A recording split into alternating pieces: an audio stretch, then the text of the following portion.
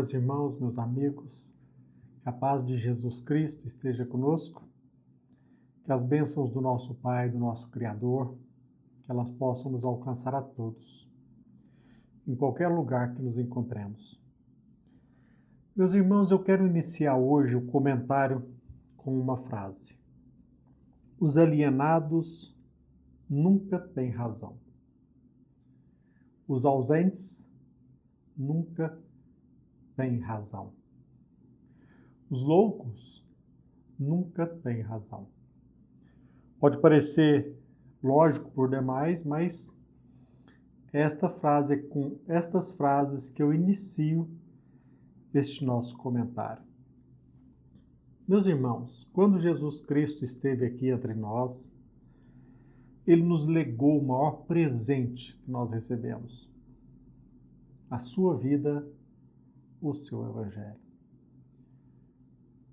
Feliz seremos nós o dia em que nós procurarmos mergulhar no Evangelho e decifrar a nossa vida com base nos ensinamentos trazidos por Jesus Cristo. Quem tem a oportunidade de ler a Bíblia, o Evangelho, seja de Mateus, de Marcos, de João, de Lucas, quem tem a oportunidade de ler o Evangelho segundo o Espiritismo, no nosso caso, especialmente hoje, no capítulo 5, Bem-aventurados os aflitos, nós iremos perceber todos nós, numa leitura profunda do Evangelho, que a mensagem de Jesus Cristo é um preservativo da loucura. O Evangelho de Jesus nos conecta com o presente. O Evangelho de Jesus Cristo nos traz o controle sobre o nosso próprio juízo.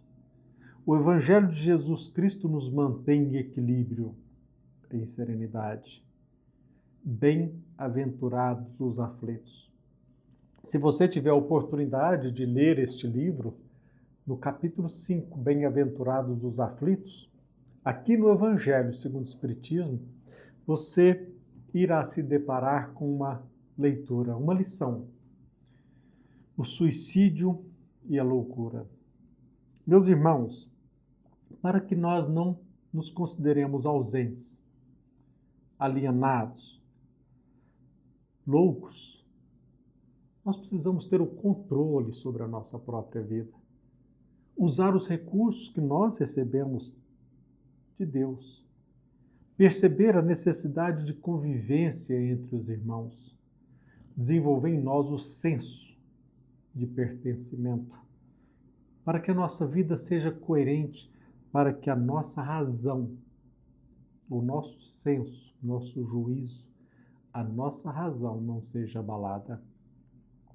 Nós precisamos desenvolver em nós a capacidade de conectar acontecimentos, estabelecer e confrontar juízos para que nós possamos decidir, para que nós possamos alcançar não apenas aquilo que é rotulado como normal, mas aquilo que é saudável, aquilo que é eficiente, aquilo que nos ajuda, para que nós não somente não prejudiquemos o outro, mas que também nós não nos prejudiquemos. Muitos, às vezes, enclausuram os loucos pela sua agressividade. Outros nos isolam pela nossa idiotia. A verdade é que nós precisamos olhar para nós mesmos com o carinho que nós merecemos, para que nós possamos enfrentar todas as vicissitudes e dificuldades da vida com dignidade, usando bem os nossos recursos para enfrentarmos as aflições, as dificuldades, para que nós possamos enfrentar com dignidade as aparentes injustiças, os abusos de poder, o desvio de finalidade no exercício de uma função pública. Tenham certeza, tudo isso o Evangelho nos proporciona.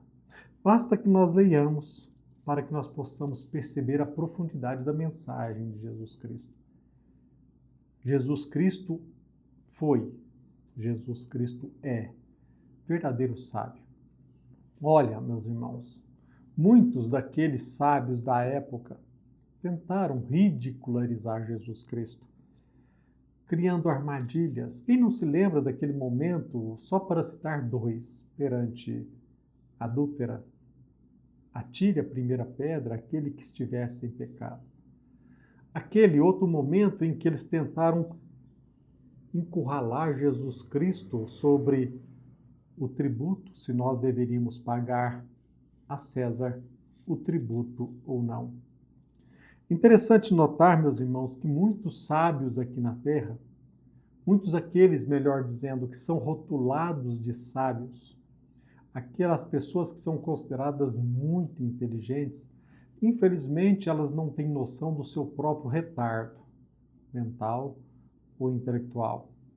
Eles se depararam com Jesus Cristo e tentaram ridicularizar Jesus Cristo.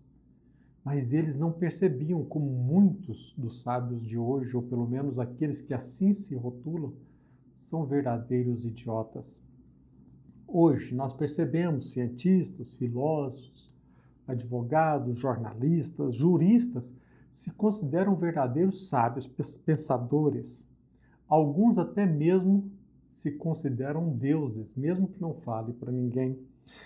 Verdadeiras sumidades, mas na verdade eles não percebem, como já foi dito, o seu grau de idiotia da sua própria imbecilidade. Meus irmãos, há poucos dias eu tive a oportunidade de ler uma mensagem publicada pela Folha de São Paulo em 1996. No dia 25 de fevereiro de 1996, o jornalista Carlos Heitor Coni, ele nos traz um artigo em que ele tenta diferenciar o louco do idiota. E ele nos conta neste artigo uma anedota, uma piada. Narra neste artigo, o articulista nos demonstra uma história em que uma pessoa conduzindo seu próprio veículo, o pneu fura logo à frente um sanatório. Imediatamente ele toma a iniciativa de trocar o pneu. Tira o pneu. Coloca os parafusos ao lado do pneu. Quando ele tardiamente percebe que o vento faz com que aqueles parafusos eles caiam no lugar em que ele não teria mais condições de ter acesso, num bueiro.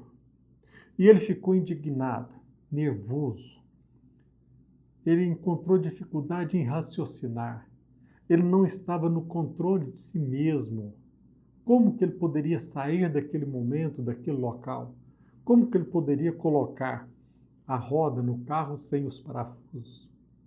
Quando, lá de cima do prédio, um interno grita para ele: olha, faça o seguinte, tire um parafuso de cada roda. Você terá 3, coloque esses 3 nessa roda para que você possa chegar a uma borracharia e troque, conserte seu pneu. E ele ficou abismado, boquiaberto, e perguntou: por que você está internado aí? Você está internado num sanatório? Você me parece uma pessoa muito inteligente. E ele respondeu com as seguintes palavras: olha, eu estou internado aqui é porque eu sou louco, mas eu não sou idiota. É interessante essa história, porque ela serve para nos ilustrar, para nos ajudar, para que nós nos conscientizemos. Ele respondeu com as seguintes palavras: meu caro, eu estou aqui no hospício porque sou louco e não por ser idiota. Olha, meus irmãos, nós precisamos perceber a importância da nossa vida. Nós, como filhos de Deus, como eu sempre repito aqui em nosso canal, nós herdamos de Deus todos os recursos para que possamos viver bem. Como cristãos, nós já percebemos a importância da nossa vida. a necessidade de usar esses recursos para que nós possamos conviver bem. É bem verdade que muitas pessoas fomentam o ceticismo, o materialismo, com o objetivo de nos manipular. E nós abrimos mão de usar os nossos recursos e nos deixamos manipular. Somos convidados para uma vida sem sentido. Somos convidados para apenas usufruir dos prazeres terrenos. Somos convidados a olhar exclusivamente para os nossos próprios interesses. Somos convidados a encarar a vida como se fosse um interregno de tempo entre o nascimento e a morte do corpo físico. Muitas pessoas investem, fomentam a nossa própria idiotia. Por outro lado, muitos enlouquecem, porque se deparam com injustiças, com aparentes injustiças, por abusos de poder, por manipulação, por crimes, por violência, ou seja, por aflições. Quando as pessoas colocam um obstáculo que tenhamos acesso ao Evangelho de Jesus Cristo, quase sempre nós sucumbimos às aflições. Não aprendemos a passar por essas dificuldades com a dignidade que ela merece. Olhando a nossa existência como se fosse, repito, um espaço de tempo entre o nascimento e o óbito, olhamos apenas para os nossos exclusivos interesses passageiros. Por outro lado, nós notamos aqueles que se deixam idiotizar e aqueles que se enlouquecem perante as aparentes injustiças. Aqueles que sucumbem às vicissitudes, às aflições. Quando agressivos, geralmente nós somos internados. Apenas idiota, é bom que vivamos em comunidade. Incomoda aquele que sabe usar os seus próprios recursos. Tendo acesso a um vídeo publicado em que Mário Sérgio Cortella nos ensina a etimologia da palavra idiota. E ele nos rememora, nos recorda que a acepção desta palavra para os gregos era no sentido de que idiota era aquele que olhava para os seus exclusivos interesses, cada um por si. É a pessoa que olha para si mesma, tentando satisfazer os seus próprios caprichos. É aquele que não tem ou não desenvolve em si um senso de pertencimento. Longe, muito longe a noção de nação, de comunidade, de interdependência, aquele senso de pertencimento. Cada um olhando apenas para o seu exclusivo interesse. Essa seria a definição do idiota. Por outro lado, aquele que desenvolve em si o senso de pertencimento, a vida em comunidade, em olhar os interesses do outro também, para que nós possamos fomentar a justiça, para que nós possamos usar a nossa razão, os nossos próprios recursos para o nosso próprio desenvolvimento. Esse era considerado pelos gregos como político. Infelizmente, como diz o professor Mário Sérgio Cortella, nós conseguimos inverter. Hoje, aquele que se interessa pelos assuntos da comunidade, aquele que se interessa pelos assuntos da coletividade, do povo, da sociedade, esse sim é considerado de idiota. Enquanto aquele que se mantém indiferente, esse é aquele que está na moda. Ora, meus irmãos, é bem verdade que nós nos deparamos com muita frequência com irmãos nossos que se deixam idiotizar porque abrem mão de olhar para si mesmo, para olhar e encarar a si mesmo com todos os recursos necessários para que nós juntos possamos fomentar, favorecer, desenvolver uma sociedade justa. Infelizmente, o que se vê hoje é cada um olhando apenas para os seus próprios interesses, inclusive aqueles que se dizem religiosos. Procuram, às vezes, passar pelas aflições, pelas vicissitudes, levantam a bandeira da resignação, mas de forma incompreensível, acovardam-se, escondem-se, têm medo de falar, de pronunciar. Esses não deixam de ser idiotas. É bem verdade que muitos irmãos nossos encontram-se encarcerados, muitos se encontram internados, alguns em cadeias públicas, outros em sanatórios. Muitos deles sucumbiram ao peso das vicissitudes, mas a maioria esmagadora está aí andando pelas vias públicas, pela sociedade, totalmente idiotizados. Que não sejamos um de nós, porque a doutrina espírita nos ensina, revivendo Jesus Cristo, que quem tem uma visão cristã do mundo percebe, do alto, a importância da nossa existência. E, acima de tudo, o Evangelho é verdadeiramente um preservativo da loucura. O Evangelho de Jesus Cristo é a bandeira que nos conscientiza. Aquilo que para muitos é visto como indiferença, para o cristão é diferente. O cristianismo nos favorece com a força necessária para que enfrentemos os reveses e as decepções. Nós estamos passando por um momento, o joio e o trigo, a separação. Precisamos levantar a bandeira do cristianismo no sentido de que cada um é importante. Você, eu, todos nós somos importantes. Que não permitamos que sejamos enclausurados em sanatórios, muito menos em cadeias ou presídios. Vençamos todas as dificuldades, vençamos todas as decepções, vençamos todas as aflições com a dignidade que só o cristianismo pode nos proporcionar.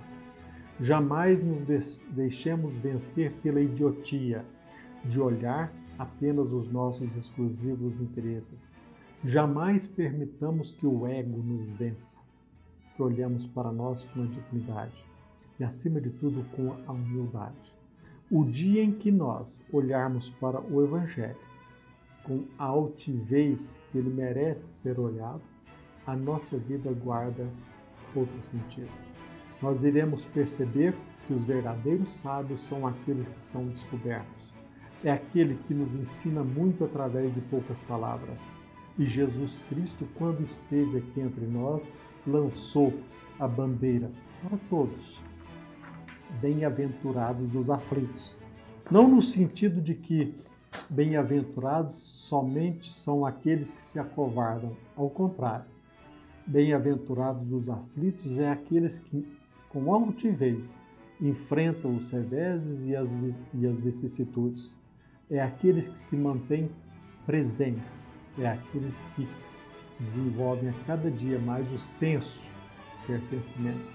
Porque senão nós iremos chegar à conclusão de que, na verdade, os ausentes nunca têm razão.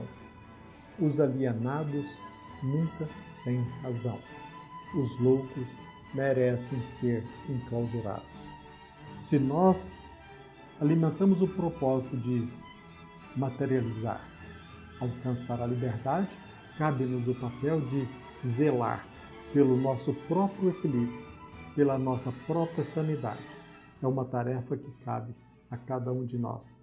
Porque senão amanhã correremos o risco de chegar perante um hospício e nos depararmos com um irmão nosso ali, interno, nos dizer: eu sou louco, mas eu não sou idiota como você. Que sejamos equilibrados a pontos de alcançar a liberdade, fugindo da prisão, do sanatório e, acima de tudo, fugindo da imbecilidade do dia a dia do nosso viver. Que a paz de Jesus Cristo esteja conosco e as bênçãos do nosso Pai, que elas possam nos alcançar em qualquer lugar que nos encontremos. Que assim seja.